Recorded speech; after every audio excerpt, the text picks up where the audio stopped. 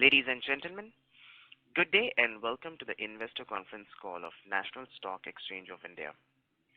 As a reminder, all participant lines will be in the listen-only mode, and there will be an opportunity for you to ask questions after the presentation concludes. Should you need assistance during the conference call, please signal an operator by pressing star then 0 on your touchtone phone.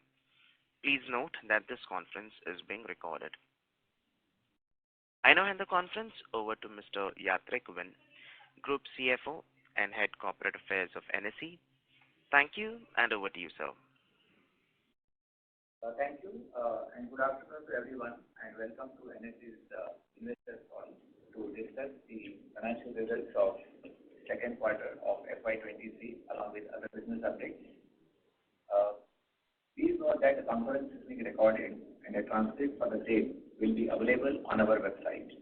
The financial results and investor presentations are also available on our website. Joining us today on this earnings call is NSE's leadership team consisting of Sri Ashish Kumar Chauhan, our MD and CEO, Ms. Priya Subaraman, Chief Regulatory Officer, NSE, Mr. Shiv Kumar Basin, Chief Technology Officer on infrastructure side. We have Mr. Mayur Sindwad, who is Head Technology Operations. We have Mr. Viral Modi, who is Head Technology, Applications and Development. Mr. Mukesh Agarwal, who is the MD and CEO of our Indices and Data Business. Mr. Vikram Kothari, who is the MD of NSE Clearing. And along with us, we also have the other colleagues from the Group Investment and Investor Relations team. Over to you, sir. Thank you, Mr. Win. Good afternoon, and thanks for joining for the first ever quarterly investors call of NSE today. We hope to do this call every quarter going forward after publishing the result of the company. I'm happy to inform you that NSE's business and financial performance for the quarter ending September 2022 has remained robust. Our exchange has maintained its leadership across asset classes and domestic as well as global markets. NSE continues to be the largest derivatives exchange in the world based on number of contracts traded as published, and is the third largest exchange globally in terms of number of trades in the capital market segment. If we add up both equity and derivatives, your exchange is the largest exchange in the world in terms of all contracts or all trades put together. The financial result of the company continues to remain robust for the quarter ending September 30, 2022, and its total revenue on a standalone basis, excluding the dividend from subsidiary companies for the quarter, increased by 66% from 1,763 crores to 2,928 crores as compared to the corresponding quarter of the previous year.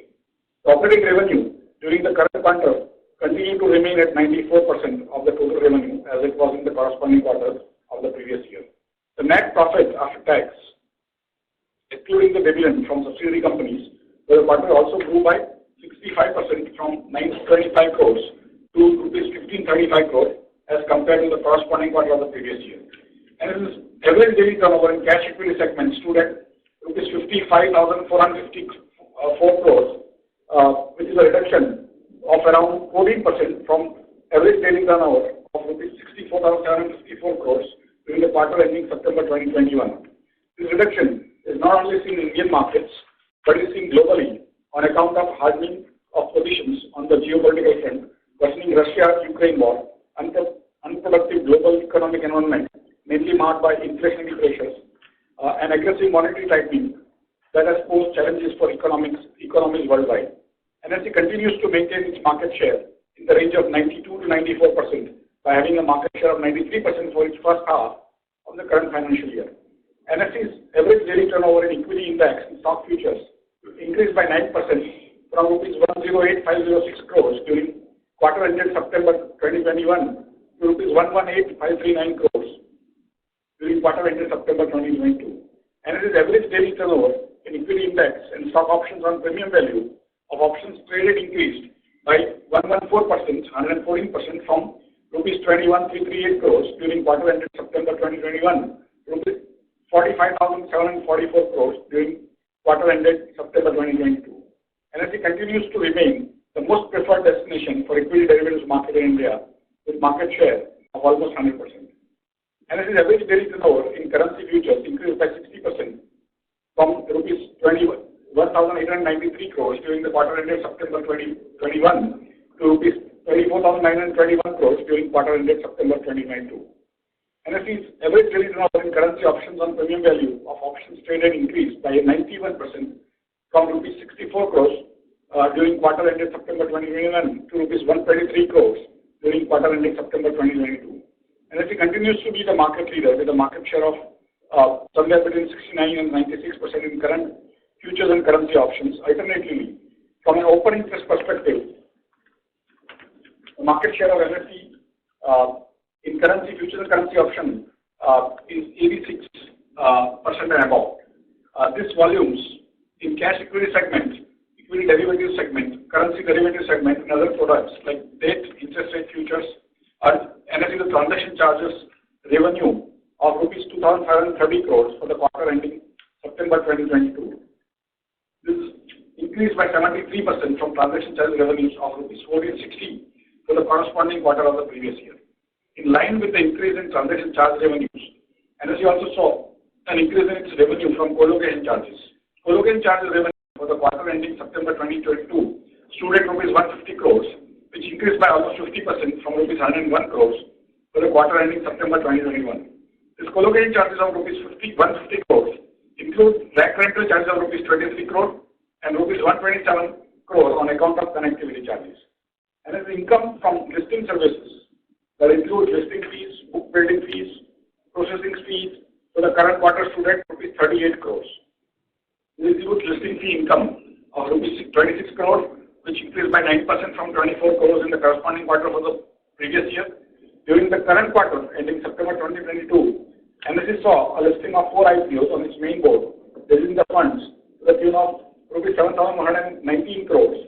And it's an emerged platform that provides capital raising opportunities to a large number of entrepreneurs participating in India growth story and having potential to unlock value and emerge on a bigger stage.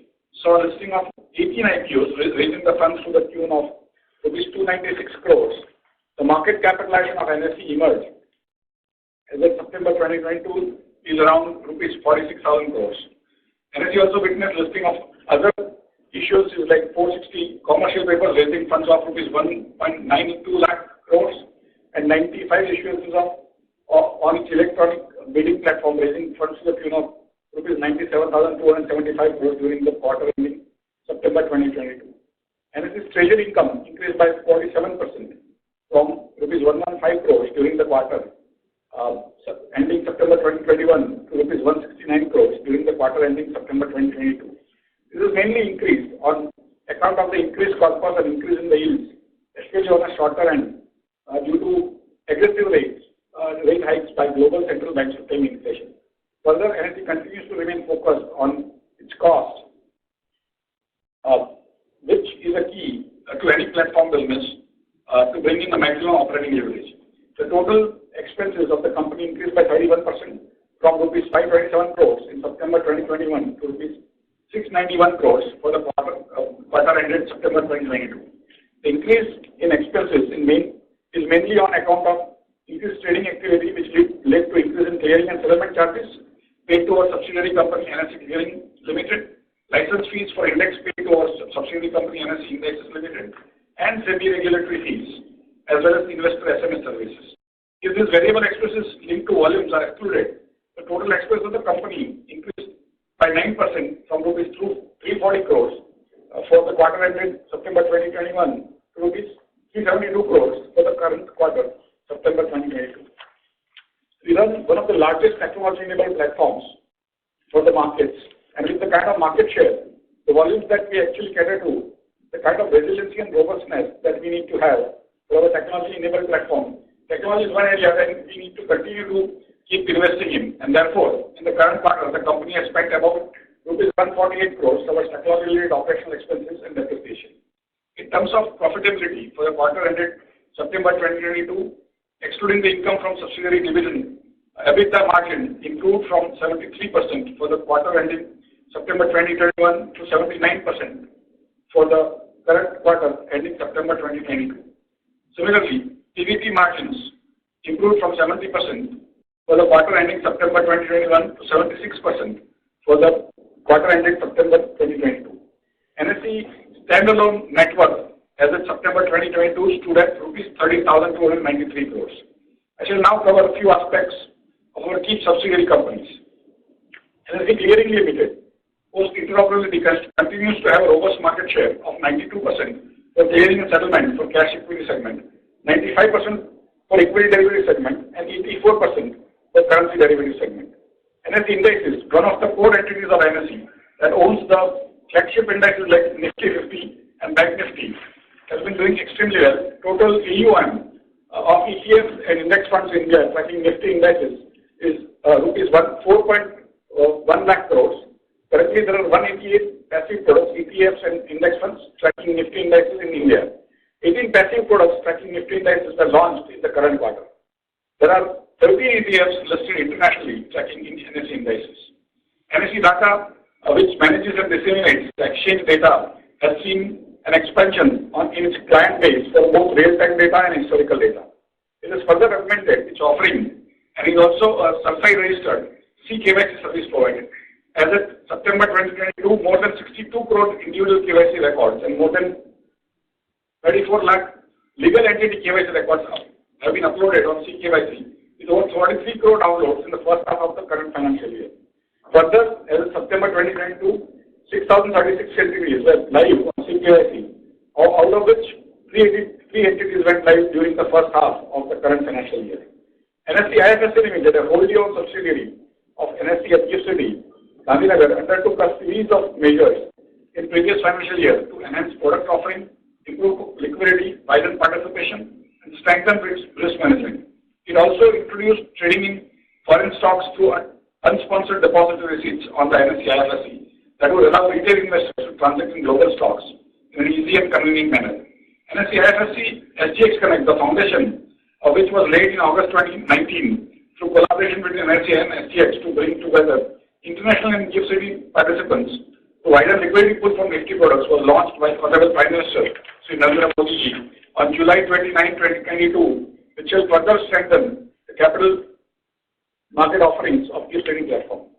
NSE has also invested 20% in Equity of India International Bullion Holding IFSC Limited for setting up and operationalizing the International Bullion Exchange IFSC Limited, which was also launched by Honorable Prime Minister on July 29, 2022. NSE Group also has its presence in other asset classes including power exchange, receivable exchange, that is trades, gas exchange and bullion exchange. And it is committed to these new areas and is constantly working with partners for the growth of these platforms. NSE Group financials as of September 2022 includes the performance of over 16 subsidiaries and 9 associates. NSE Group total revenue on a consolidated basis for the quarter ending September 30, 2022 increased by 62% from rupees 2082 crores to rupees 3372 crores as compared to the corresponding quarter of the previous year. Apart from the revenues from main exchange business, we have witnessed robust growth from index and data terminals. Operating revenue during the current quarter continues to remain at 94% of the total revenue as it was in the corresponding quarter of the previous year. In terms of profitability, for the quarter ending September 22, EBITDA margin improved from 74% for the quarter ending September 21 to 79% for the quarter ending September 22. Similarly, EBT margins improved from 70% for the quarter ending September 21 to 76% for the quarter ending September 22, and PAT margin stood at 53% for the quarter ending September 22.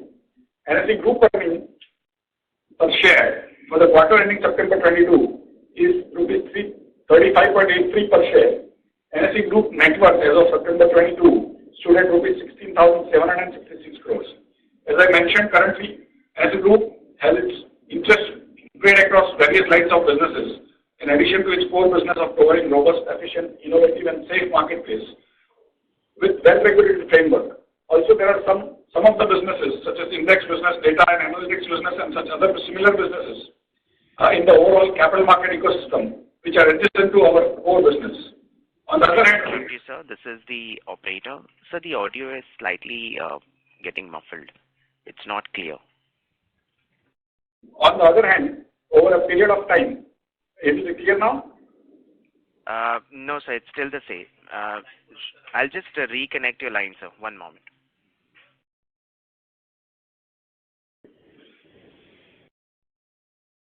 Ladies and gentlemen, request you all to please stay connected while we reconnect the management line. Thank you.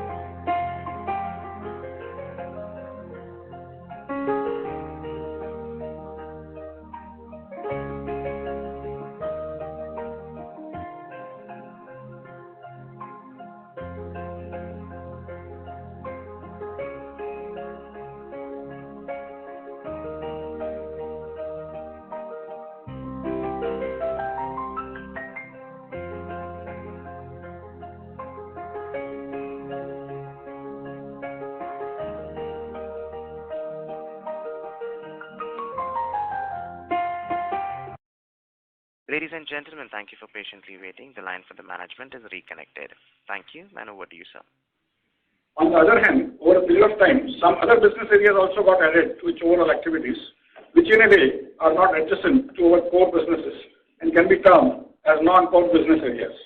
As you may agree, with the innate potential of Indian economy being significantly strong going forward, the Indian capital markets will have significant opportunities for growth and development. NSE has a significant role to play in this journey. Needless to say, this would require significant focus, relentless effort, resource commitment, and innovation. Another interesting data point is that currently these non-core businesses contribute around 6% to the total of NSE Group revenues and around 1% to its profits. Given this context and acknowledging that there are significant opportunities for our mainstay core business to grow, it is being contemplated to move away from these non-core business areas appropriately. Further, in the next few years, NSE will focus on consolidating and strengthening its IT system capabilities, consolidating and strengthening its core regulatory and compliance activities, strengthening all operational areas to build robust and efficient marketplace for seamless delivery, focusing on core activities and move away from non-core activities appropriately, improving the talent pipeline and create excellence in management and bandwidth in every area with best-in-class succession planning at each level, launching new products that are either allowed or expected to be approved by the regulators in its core or adjacent domains such as gold receipt, bond index futures, electricity futures, IFSC exchange, etc. Become more responsive to the changing market condition and need of its shared stakeholders. Most importantly, continue to provide world-class, lowest cost, uninterrupted, highly regulated, yet fully compliant, orderly trading, clearing, and settlement systems, as well as marketplaces that continue to meet the expectations of the rapidly growing and highly aspiring nation that is India, and at the same time remain fully compliant to all rules and regulations in letter and spirit. With this overview, let me welcome all of you once again and invite you for the questions and answer session. Thank you.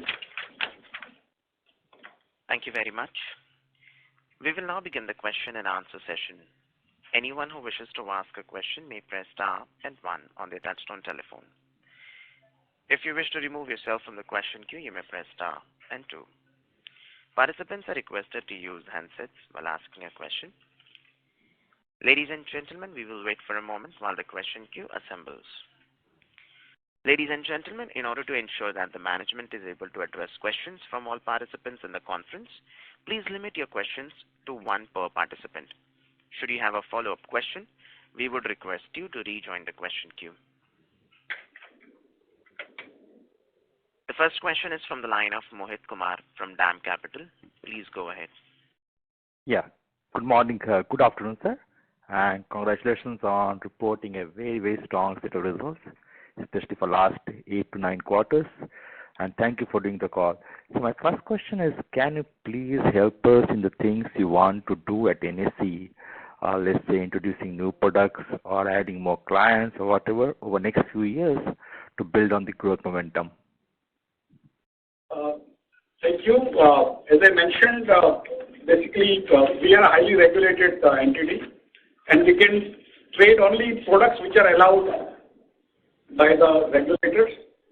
we continue to explore adding new products to our indexes. You might have seen the progress in Fin Nifty, which expires on Tuesdays. And that would be what I call incremental innovation, where we just take existing products but add a few more flavors and play around with a little bit in terms of days of expiry and things like that. But there are larger, newer opportunities in spot, gold, electronic receipt, electricity futures, bond index futures, IFSC, and so there are many other sort of new opportunities that might open up under SEBI's jurisdiction, which will be, of course, as the leading exchange in India, we would want to participate wholeheartedly and become market leaders like we have always been. And in terms of the number of people connecting to our markets, our members have been increasing the number of accounts that come on the UCC, we call it unique client codes. That has already gone above 11 crores totally over a period, and last 2.5 years it has gone up almost more than 200%, and that would continue to increase because of the way the ease of doing KYC has happened through video and otherwise. So we will continue to expand in terms of the reach of NSE across India, but also into newer products going forward. Thank you, Mr. Kumar. May I request that you return to the question queue for follow-up questions. We'll take the next question from the line of Hansal Thakkar we'll take the next question from the line of Prayesh Jain from Motilal Oswal. Please go ahead. Yeah, hi. Congratulations, sir, on a great set of numbers. Just a couple of questions. Firstly, just a clarification on the income tax rate, which was at much higher levels at 31% in this quarter. What was the reason and what do we expect for the full year? And the second question is on the new products again, whether we plan to launch further, add any more indices to weekly expiry or any other products that can provide similar volumes to what we've seen in the past? In terms of new products, we'll continue to explore what is possible and, of course, engage with the regulators on what they will allow us. But in terms of the tax rate, I will tell our CFO to talk about it. Yeah. So the effective tax rate, while across the group entity, it is 25%.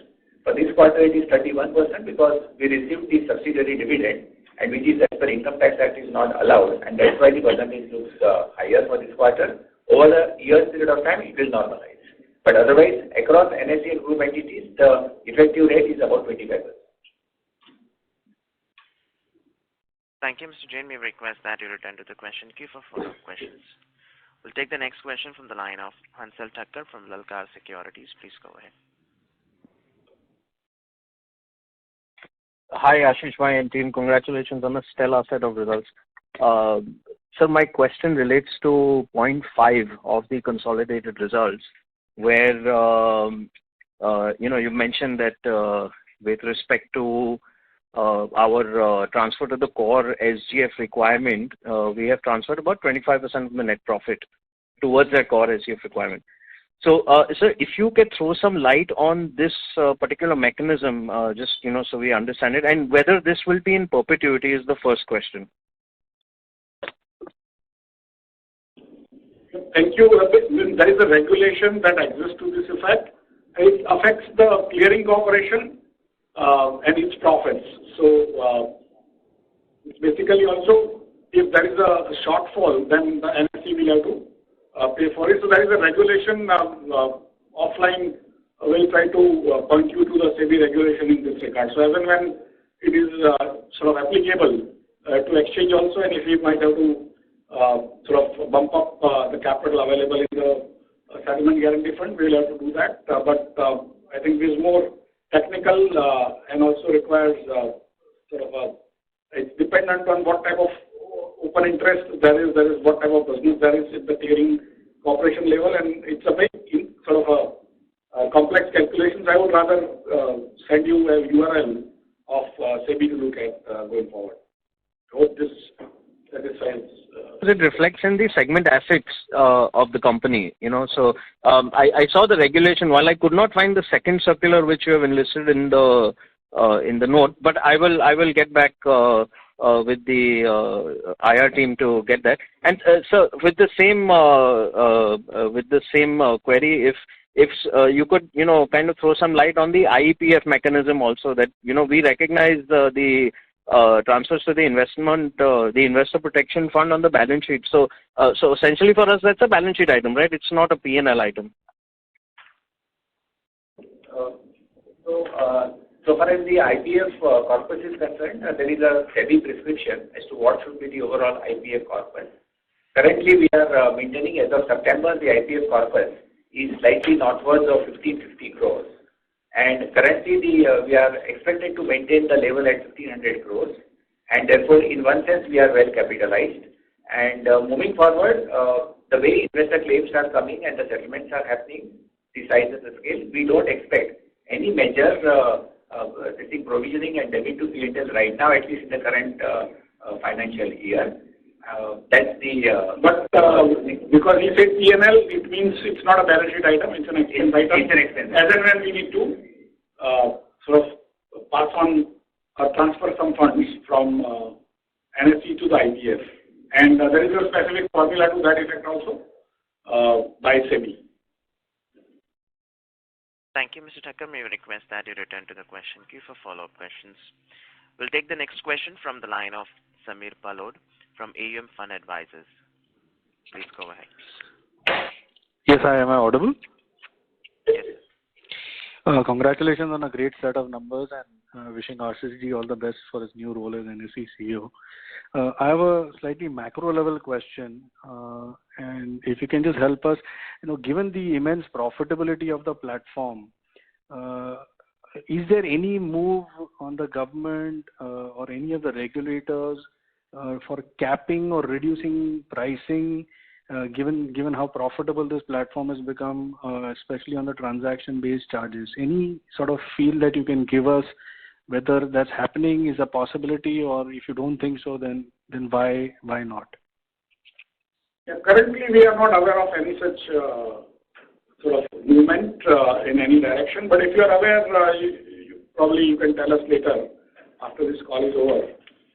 There is also another set of past court cases, especially in Competition Commission, where exactly opposite was argued that on predatory pricing and all. So there are more complexities than one thinks and all these pricing issues, and it remains to be seen how it can be sort of moved forward. But currently, we don't see, or we have not heard of any such thing or any such demand.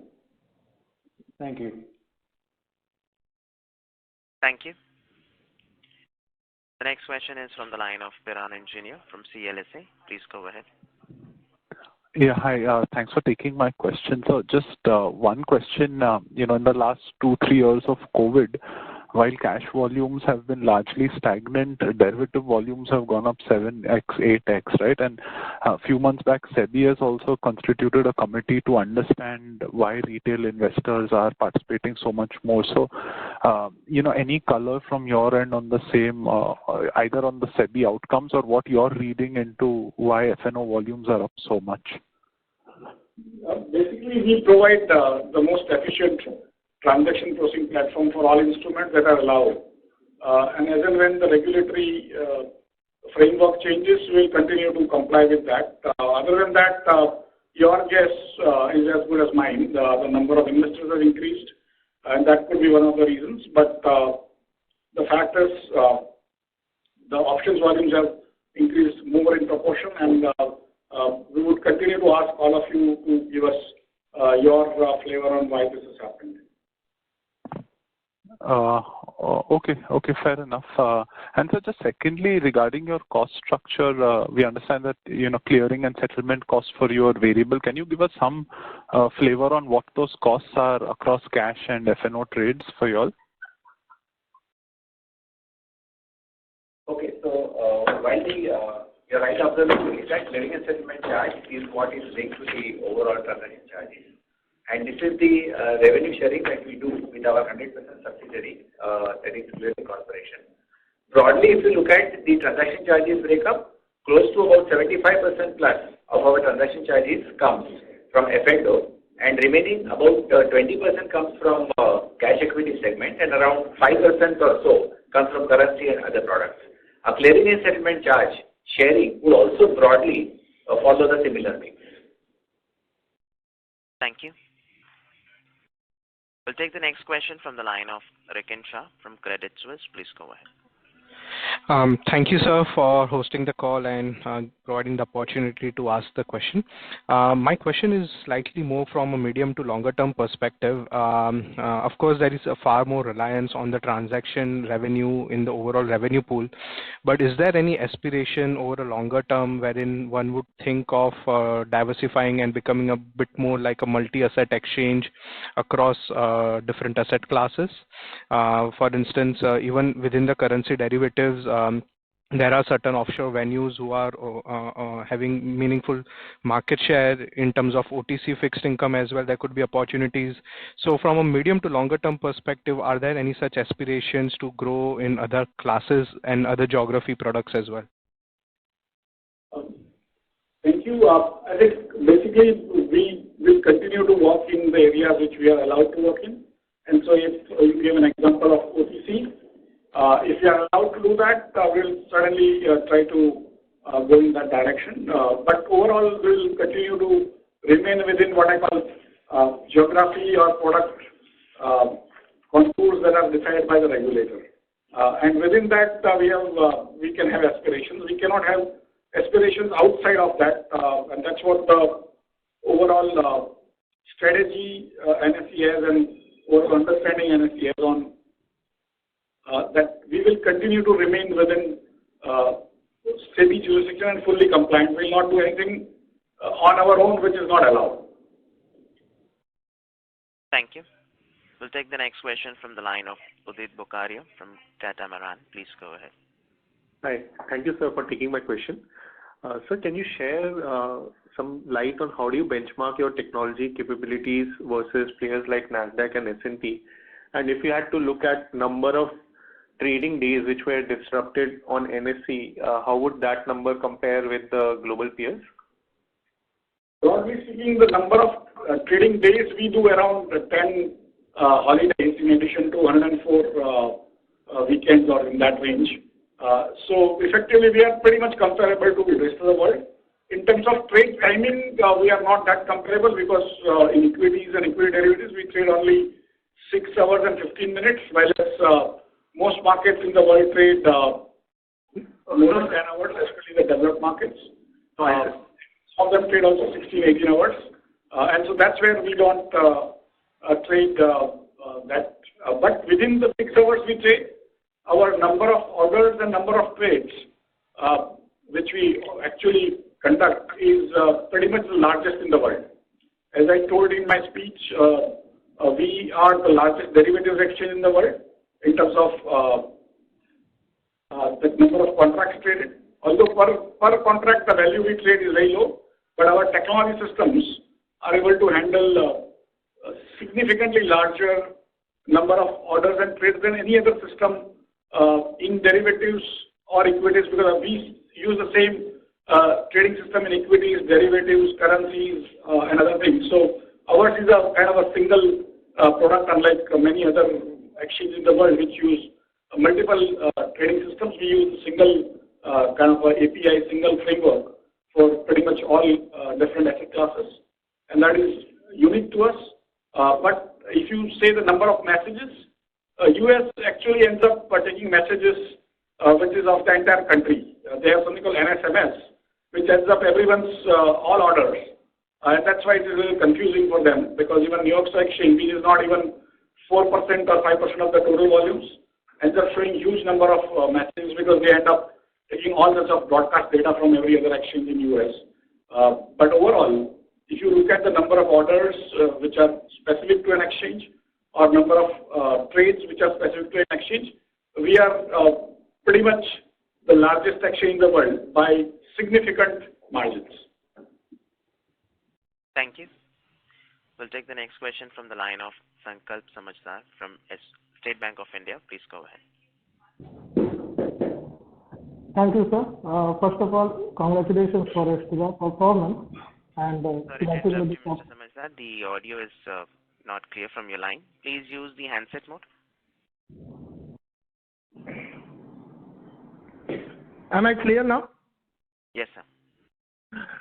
First of all, I will congratulate NSE for its stellar performance. And secondly, thank you for granting me this opportunity. I'm representing State Bank of India. So our management has two queries, sir. First is this recent news regarding European market barring NSE CCL. Is it going to have any impact on the investors? And the second is the ongoing governance issues, how the things are progressing, and if anything beyond the market report or the news report, media report, as an investor, we need to know. Thank you for the clearing side. I will request my colleague from Clearing Corporation, the CEO, Mr. Kothari, to give answer. On the corporate governance issue, which you keep on reading in newspapers, are basically the matters of past. Broadly, most of it happened before year 2017, and after that, you will not see any such issue. But clearly, there is a overhang of that, and we need to be all acutely aware of that. Other than that, we do not have more information than you would have or anyone else would have in that matter. With that, I'll just tell my colleague Vikram Kothari to talk on the ESMA-related activity. So with respect to ESMA, the issue that has been highlighted is very much public in the media, as well as the public statement made by ESMA. It's about the regulatory arrangement between the regulators, the inter-regulatory agreements. Anyway, the time provided by ESMA for the inter-regulatory agreements to be in place is till April. So at the moment, we don't see any immediate impact of that. With respect to investors, it is not about the investors' access to the market, but some of the intermediaries which come through European zone who are going to get affected by that route. So if you ask our views, I don't think a major investor impact because there are other providers available, but very sure this is going to get sorted out between the regulators before the deadline of April 23. Thank you. We'll take the next question from the line of Rohan Jain from Brescon. Please go ahead. Yeah, sir, congratulations on a great set of numbers. Firstly, I wanted to ask, the market share of NSE in cash and futures is commendable, and what we understand is this is a first mover business where it's very difficult for some other competitor to gain market share from the first mover or where maximum liquidity is there. But the question here is that can we apply the same assumption to the other side of the business, which is commodities, where there is someone else who's the market leader, and it will it be very difficult for NSE to gain market share in that area, or can we assume that this will not be a focus area for MCX apart from what you've mentioned, which is coal and gold spot exchange? We will continue to work hard. We have seen in the world, difficult things also can be achieved by working hard. So we will continue to work hard in commodities also. Thank you. We'll take the next question from the line of Devesh Agarwal from IIFL Securities. Please go ahead. Good afternoon, sir, and thank you for the opportunity. So my first question is in terms of SGX Gift Connect. What is the traction that we are seeing there, and what is the potential revenue model out there that we are thinking, and how fast that can ramp up?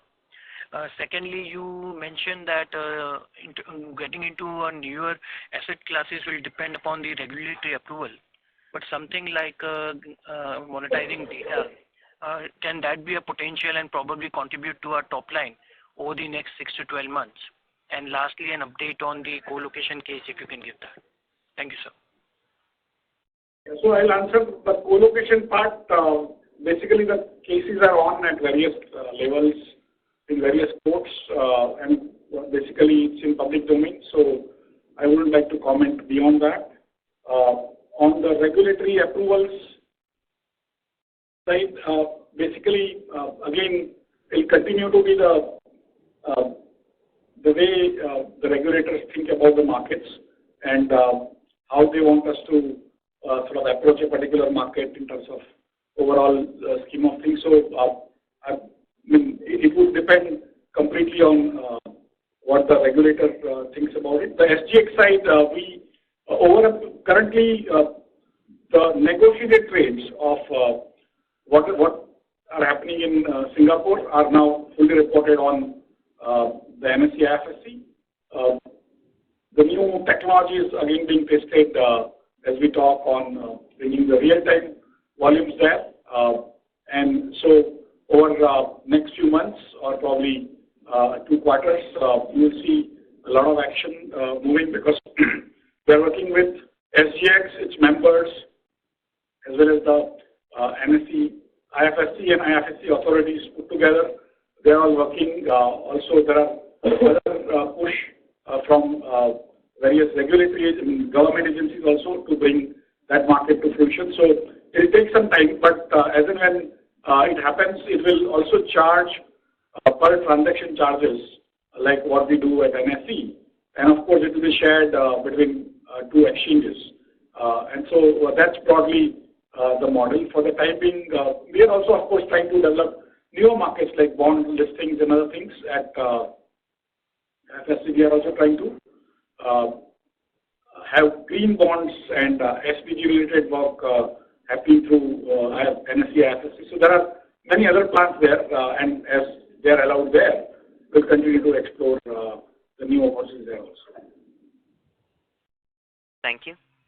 We'll take the next question from the line of Srivatsan from Spark Capital. Please go ahead.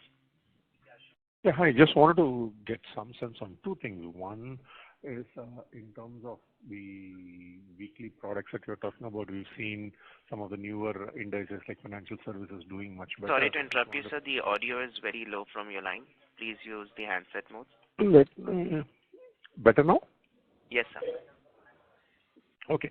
So 2 things. One, on continuing the new product thing, just wanted to any other products we filed for the weekly options front. Second, any regulatory changes that you foresee that could kind of act as a further fill-up to volumes? Last year, we had saw the net positioning on margining, which helped. Peak margin also kind of getting rolled off by next month. I just wanted to get a sense any of the impact on these regulatory changes. No, many regulatory changes are happening as we talk, especially for the investor protection. And just earlier question on regulatory thinking on data. There have been always in India, the data has been considered as a public good. Recently also Chairperson Sethi mentioned in a public conference on that. So that basically ensures that the charges which US exchanges make or even European exchanges make on data are not possible to be levied on Indian data.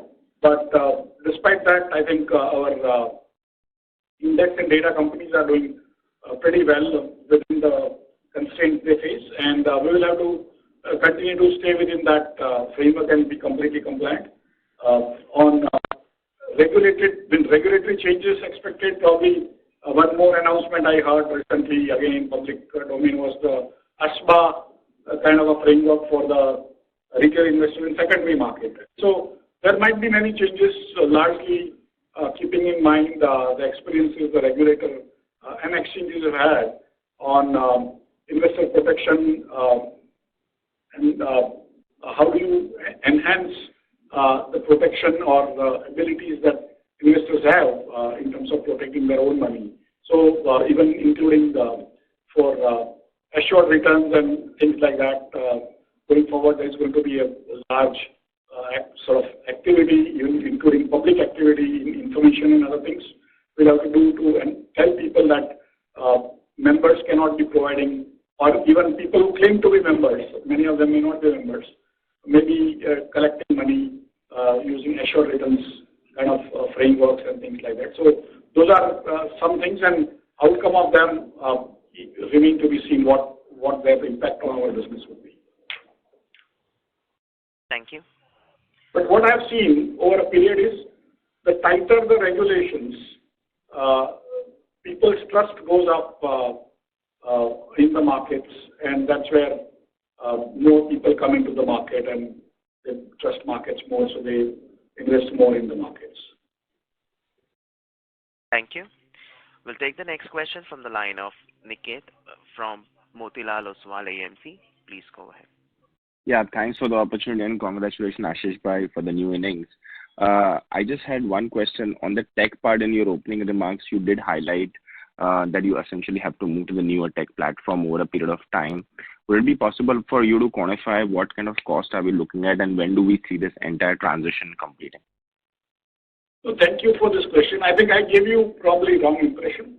What I said is that we want to make our technology robust. Some of it will be replacement of old.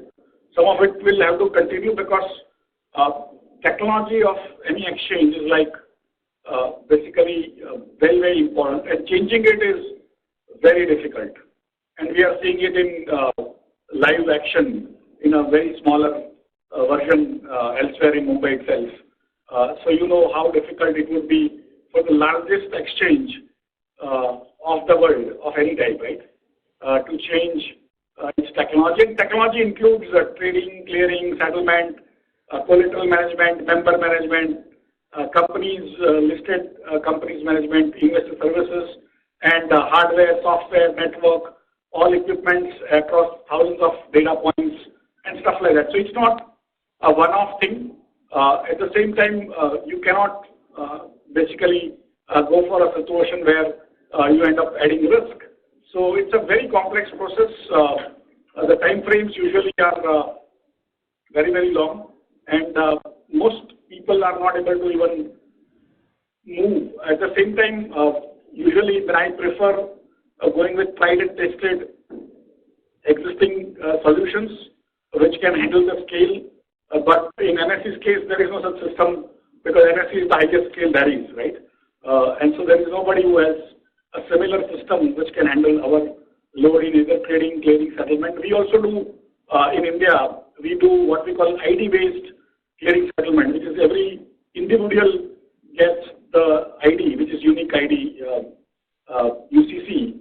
Against that, we do the clearing and settlement, whereas in America or in Europe, they do what we call omnibus. That is, they do only with the broker, and then broker does with his customers. So our complexities are, say, at least 1,000 times larger compared to, in terms of IQ, any of the so-called developed markets, because we do much detailed, much more integrated work than any one of them do. That's where the changes become that much more complex and more risky. So keeping that in mind, it might take several years or even more just to make the current system robust and then think of changing them one by one. Thank you. We'll take the next question from the line of Sunil Kothari from Unique PMS. Please go ahead. So I have basically 9 minutes to go. So as many questions as I can answer, we'll do that.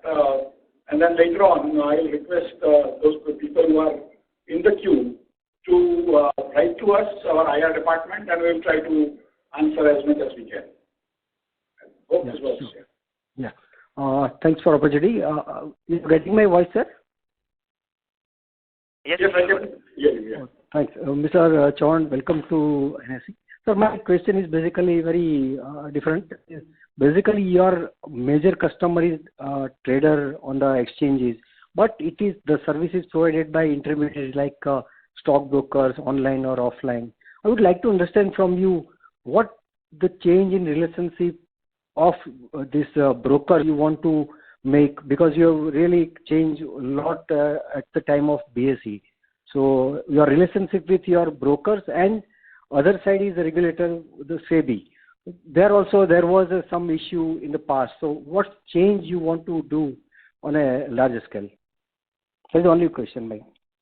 I mean, NSE always strive to, I'm an employee of NSE. And I did job at NSE also before. I did job at other places also. And so for me, if you ask for NSE has always tried to have a fully compliant exchange and other operations running as per the requirements of the regulators and policymakers. In terms of its members, it has always tried to be listening to them and sort of change its ways to ensure that it provides the best services, best-in-class services to its members. We'll of course continue to improve. We'll continue to listen and all stakeholders, not only members but also its shareholders. That's why this is the first ever quarterly call, which will continue hopefully going forward. So we will continue to improve. We require your feedback, and I can assure you that each feedback will be taken seriously going forward, and we'll certainly want to have a better relation with all stakeholders going forward. Thank you. Next question is from the line of Mahesh from Ambit Capital. Please go ahead. Hi, sir. Congratulations on the results. Just a very quick question on the EPS for Q2 FY23. The standalone EPS is higher than consolidated. The standalone is around 47.84 and consolidated is around 35.83. So I just want to understand, is it because of consolidation in dividend or any other subsidiaries? Is there a loss which is sort of aggregated at the parent or anything else? Yeah, so the difference is essentially because of the subsidiary dividend. So at consolidation level, subsidiary dividend gets knocked off, whereas in standalone it remains. That's the reason. This is the data. Understood. Thank you. Thank you. The next question is from the line of Aditya R from Kotak. Please go ahead. Good afternoon, sir. Thank you for taking the call. Just a quick question. Could you touch upon your non-core business, which you spoke about at the beginning of the call? What those are and what are you planning to do with them? We have basically businesses which are in talent management. We have businesses in cloud and even IT, which are not core to which support other third parties. And so those are the businesses we think are not core to our business. And there are many of them, small, little, or some of them are even larger. And they might have come up organically or they might have been acquired recently. But overall, we have a reasonably decent portfolio of many companies and many businesses which today do not relate largely to what we do or what the regulators want us to do. So that's where basically we are slowly trying to come out of it. Thank you. The next question is from the line of Pritesh Vora from Mission Street India. Please go ahead. So, thank you very much for arranging this call, and welcome to you, NSE. We are one of the oldest shareholder in the NSE. So we wanted to understand, sir, how the obvious question as an investor will be, what is the IPO timeline? So, what are the steps which management, under management control, which management can do in order to bring this company to IPO? Thank you. I think that's there in every shareholder's mind. And basically, what management can do is to provide a great, fully compliant, uninterrupted services to the nation. And as and when the approvals come, do the process that is of doing IPO, keep ready with documents anytime so that anytime we get signals, we can kind of move forward. But ultimately, the approval for the IPO remains outside our hand. The rest is something we can work hard on and continue to improve on. Thank you. The last question. Sir, should we take the next question? Yeah, last question. The next question is from the line of Sanjay Shah from KSA Securities. Please go ahead. Thanks for the opportunity, sir. So my question was regarding we have entered into power trading, which is a JV but could not get into any market share. Can you highlight upon that and all other new offerings, all other new products where we are planning to venture? Will that be a JV or standard? Broadly speaking, depending on the market conditions, we'll do either JV, where we can go alone, we'll try to go alone. Where we think more participants owning it makes more sense so that they start trading on that platform, we'll go with the JV. And of course, it will also be a function of what kind of regulatory approvals that are required. It might be easier sometimes to go alone and get that approval. Sometimes it might be difficult to go alone and get that approval. So that will be a very complex decision making for every business, and it will be made as and when that opportunity arises. In power, we started with something a long back. It did not succeed. And currently we are in a situation where a little bit of trading has already begun in terms of the negotiated trades. The screen trades have not yet come in. We are working on it. It's something which we will eventually be allowed only to hold less than 25%. So we are yet to come up with some of the stakes as per the regulations by this financial year end. But overall, we think we can do something nice out of that as of now, along with other partners. So MTP is already coming as a strategic partner. And we think with other partners, we might be able to at least try attempting the number, the amount invested is hardly anything. But we think it is a strategic situation because electricity futures and options, electricity derivatives, might be allowed under SEBI going forward. And that's where we might actually do the futures and options on our own within as a segment if it is allowed by SEBI at the NSE itself. And that's where it's helping us to learn on the sort of electricity markets about how it trades, how it clears, settles, what are the members, what are the needs, what are the other stakeholders, and how they think of derivatives and things like that. So there are additional aspects to the power trading on spot where we had invested, but now it's going to kind of go into a different direction. Thank you. Ladies and gentlemen, that was the last question for today. I would now like to hand the conference over to Mr. Yatrik Vin for closing comments. So thank you, everybody. Thank you for your participation. Indeed, as MD mentioned, that we will continue to have this interaction every quarter, and happy to respond to any of the queries any of the shareholders, online or offline, have. Kindly do write to us on our investor relations email ID or to any of us directly, and we will be happy to share the data and responses. Thank you, everybody. And happy New Year, guys. Enjoy. Thank you. Thank you. Ladies and gentlemen, on behalf of National Stock Exchange of India, that concludes this conference call.